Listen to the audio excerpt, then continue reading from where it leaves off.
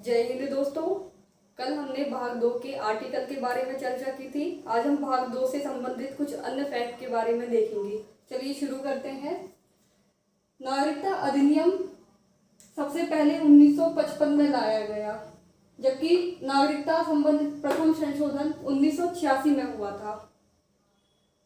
संग्रह पूछना चाहते हैं कि नागरिकता अधिनियम 1955 में आया, नागरिकता संशोधन 1986 में आया, तो ये दोनों अलग अलग चीज होती हैं क्या?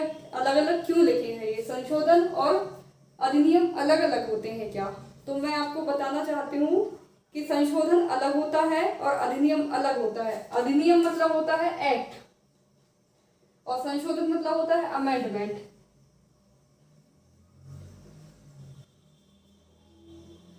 एक्ट मतलब होता है, मैं आपको एग्जाम्पल के थ्रू समझाना पसंद करूंगी।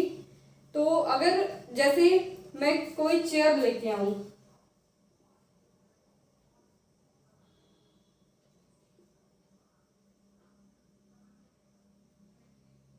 ये मान के चलो ये कोई चेयर है, तो इस चेयर पे, ये चेयर लकड़ी की चेयर है, इस चेयर पे मैं पेंट कर दूं तो ये हो जाएगा एक्ट।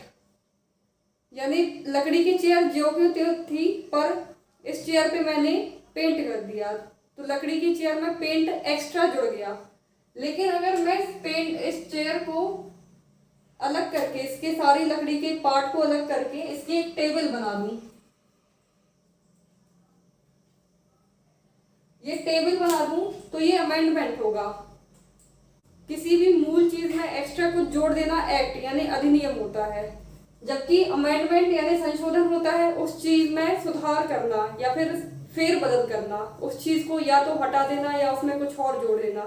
मगर उस चीज को छुए बिना कोई और चीज भी ऐड कर देना, वो एक्ट होती है।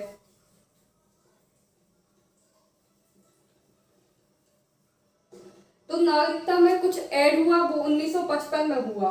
तो क्या ऐड हुआ? तो ये 5 प्रकार की विधियां ऐड हुई थी, जबकि संशोधन जो हुआ था वो 1986 में, यानी कुछ चेंजेस हुए थे वो 1986 में हुए थे। तो हम देखते हैं कि क्या चीज ऐड हुई थी। तो ये नागरिकता प्राप्त करने की 5 विधियां ऐड की गई थी। मैंने आपको आर्टिकल 5 में बताया था कि नागरिकता भारत में संविधान प्रारंभ से ही नागरिकता, तो ये नागरिकता मैंने आपको बताया था जन्म के आधार पे, वंश के आधार पे मिलती थी। मगर जब अधिनियम लाए गए तो इनको 5 प्रकार से भारत में नागरिकता प्राप्त करने की विधियां जोड़ी गई। पहली है जन्म के आधार पे। जन्म के आधार पे इन द सेंस, अगर किसी भी बच्चे का जन्म भारत में होता है तो भारत की नागरिकता प्राप्त कर लेता था। मगर पाकिस्तान इसका मिसयूज करता था। जब भी किसी बच्चे का जन्म होने वाला रहता था तो वो उस फैमिली को भारत शिफ्ट कर देते थे। फिर बच्चे का जन्म होता था तो वह पाकिस्तान का बच्चा भारत का नागरिक हो जाता था। तो इसकी वजह से क्या होता था, वो भारत का नागरिक तो हुआ पर उसका फिर पालन पोषण शिक्षा वगैरह पाकिस्तान में होने लगी। जैसे कि हमको पता है कि पाकिस्तान में शिक्षा नाम की तो कोई चीज है नहीं, तो वहां पे आतंकवादी घटनाएं सीख के आता था और यहाँ पे आके भारत की नागरिकता के नाम पे भारत का निवासी बोल के आतंकी घटना करता था। इससे हमारी इंटरनेशनली बहुत इंसल्ट होती थी। सब लोग कहते थे कि भारत में ही आतंकी घटना फैलती है, यही इसको बढ़ावा दे रहा है। तो इसको देखते हुए इसको चेंज कर दिया गया। इसमें ऐड किया गया कि उस बच्चे के माता या पिता या फिर दोनों में से कोई एक या फिर दोनों भारत के निवासी हों। उसके बाद फिर अमेंडमेंट किया गया कि ये निवासी, इनके पास लीगली डॉक्यूमेंट होने चाहिए कि हम वेरीफाई कर पाए कि माता पिता भारत के नागरिक हैं या नहीं। दूसरा है वंश के आधार पे। तो पहले तो वंश के आधार पे देखा जाता था कि हमारे पिता किस देश से हैं, लेकिन बाद में इसमें ऐड किया गया कि माता का अगर वंश यानी माता भी अगर भारत की नागरिक हैं तो उनकी संतान भी भारत की नागरिक होगी। इसमें एक और कंडीशन थी कि जब बच्चा बड़ा होता है, जैसे किसी की मदर इंडिया से है और फादर फॉरेन या किसी और कंट्री से है, तो उनकी जो संतान होती थी वो 18 साल होने के बाद यानी बालिग होने के बाद ये डिसाइड कर सकती थी कि उसे भारत की नागरिकता चाहिए या नहीं चाहिए। जैसे शिखर धवन जो कि यहाँ भारत से नहीं थे, बट उन्होंने डिसाइड किया कि उनको भारत की नागरिकता लेनी है। सेम ऐसे ही देखें तो सानिया मिर्जा का बच्चा वो 18 साल की उम्र होने के बाद भारत की नागरिकता ले सकता है वंश के आधार पे, क्योंकि सानिया मिर्जा अभी भी भारत की नागरिक हैं। अगर सानिया मिर्जा बाई चांस पाकिस्तान की नागरिकता ले लेती है तो भारत की मूल निवासी नहीं होगी, तो वंश के आधार पे उनके बच्चे को भारत की नागरिकता नहीं दी जाएगी। तीसरा है पंजीकरण। पंजीकरण में क्या होता है कि 7 साल अगर मैं फॉरेन से हूँ या किसी भारत से नहीं हूँ और मुझे भारत की नागरिकता चाहिए तो 7 साल मुझे भारत में रहना पड़ेगा। उसके बाद ही हमको पंजीकरण के थ्रू भारत की नागरिकता मिल सकती है। मगर ये इतना आसान प्रोसेस नहीं होता है कि हम 7 साल यहाँ रहे और मुझे भारत की नागरिकता मिल जाए। इसके लिए क्या करना होता है कि गृह मंत्रालय से एक फॉर्म जारी होता है, उसको भरना पड़ता है। फिर गृह मंत्रालय के अधिकारी लोग, जो भी लोग हैं जिनका ये काम होता है कि मेरा बैकग्राउंड चेक करेंगे, मैं नॉर्मल फैमिली से हूँ कि कुछ गलत कार्य करती हुई पाई गई हूँ या टेरर काम करती हुई, तो ये सब चेक होते हैं।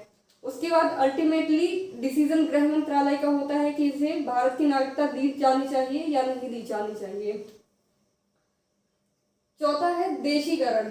देशीकरण में 10 साल तक हमें भारत में रहना पड़ेगा और इसके साथ 2 कंडीशन और हैं। मैंने भाषा वाले चैप्टर में आपको बताया था कि संविधान में 22 भाषाओं को दर्जा प्राप्त है, तो देशीकरण के द्वारा नागरिकता प्राप्त करने के लिए 10 साल रहना पड़ेगा। साथ में 22 भाषाओं में से किसी एक भाषा का जानकार होना पड़ेगा और साथ ही साथ कला या फिर विज्ञान में रुचि होनी चाहिए या फिर अच्छा अचीवमेंट होना चाहिए। फॉर एग्जाम्पल अदनान सामी, वो 10 साल यहाँ पे रहे थे, भारत में रहे थे। वो हिंदी और उर्दू दोनों की जानकार हैं, जो कि संविधान की भाषा में से एक है। साथ ही साथ कला यानी संगीत के क्षेत्र में विशेष उपलब्धियां प्राप्त की, तो अदनान सामी को देशीकरण के द्वारा नागरिकता प्राप्त है। 5वां पॉइंट है अर्जित भूमि।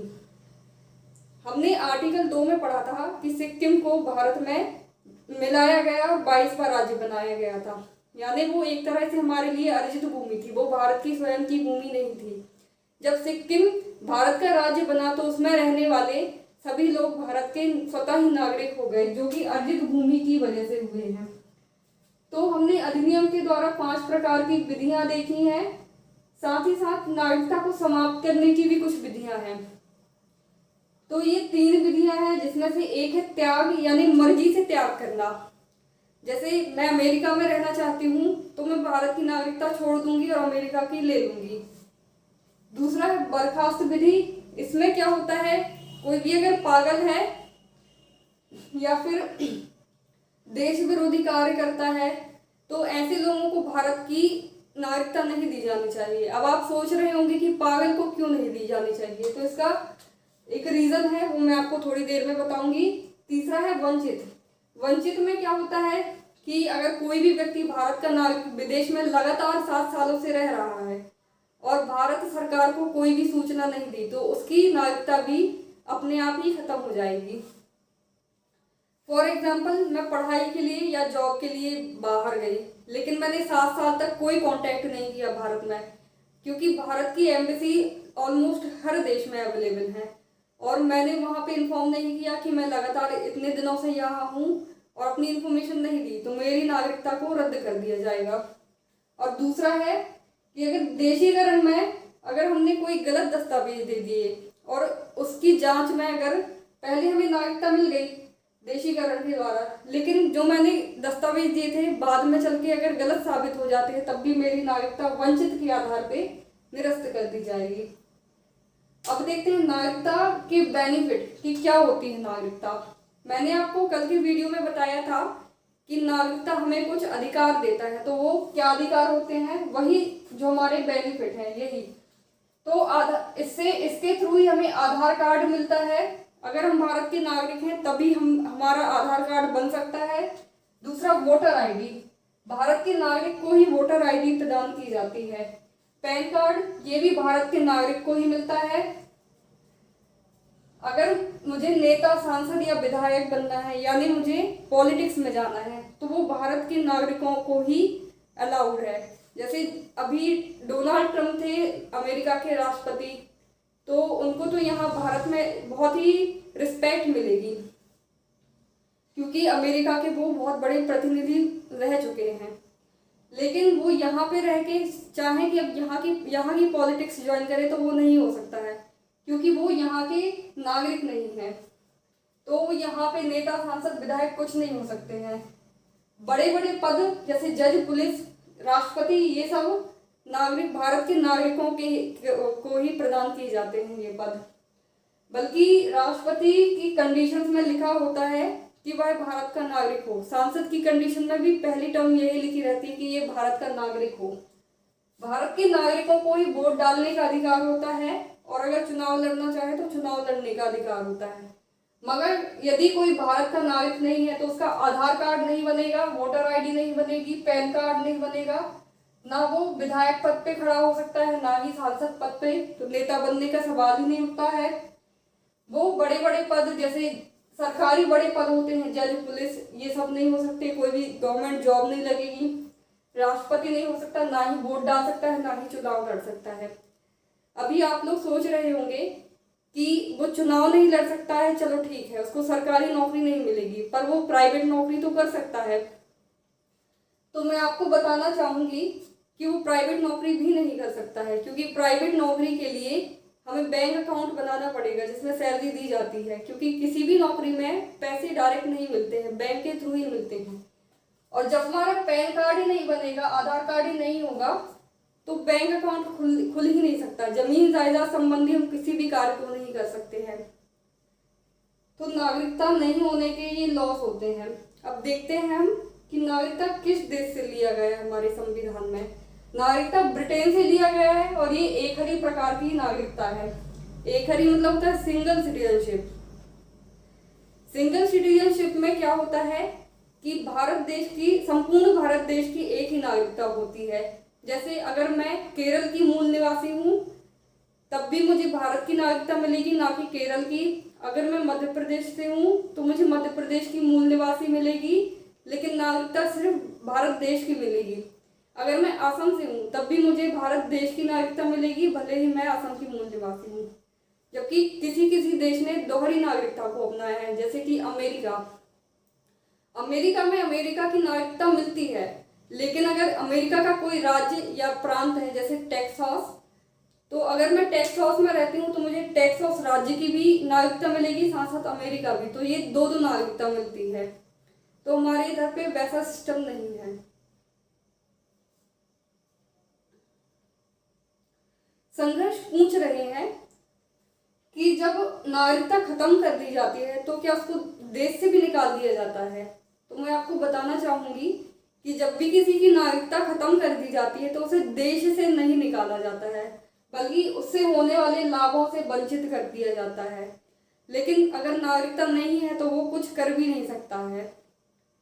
तो मैंने बताया था पागल की भी नागरिकता बर्खास्त के थ्रू खत्म कर दी जाती है। अगर कोई व्यक्ति पागल है तो और उसको नागरिकता प्राप्त है तो उसका आधार कार्ड बनेगा, वोटर आईडी बनेगी, पैन कार्ड बनेगा। इट मीन्स कि वो सांसद या विधायक पद पे खड़े होने के काबिल माना जाएगा, क्योंकि सांसद या विधायक बनने के लिए भारत का नागरिक होना अनिवार्य होता है। और अगर कोई पागल विधायक या सांसद बन जाता है तो ये देश के लिए खतरा साबित होगा। तो आप समझ गए होंगे कि पागल को क्यों इधर से बर्खास्त किया गया है। बल्कि इसके साथ एक और टर्म जुड़ेगी, दिवालिया। जो दिवालिया होते हैं उनकी भी नागरिकता समाप्त कर दी जाती है। जैसे अभी मेहुल चोकसी हो गया या नीरव मोदी हो गए, क्योंकि अगर ये नागरिक रहेंगे तो इनके भी ये सब बनेंगे और ये सांसद या विधायक पद पे खड़े हो सकते हैं, राष्ट्रपति पद पे खड़े हो सकते हैं। और जब ये जीत जाएंगे तो भारत की जो जनता का पैसा होता है उससे अपना कल्याण कर लेंगे। तो ऐसे लोगों को भी नागरिकता से हटा दिया जाता है। तो आई होप आप समझ गए होंगे। अब इससे जुड़ी कुछ अन्य टर्म है, जैसे एनआरआई क्या होता है,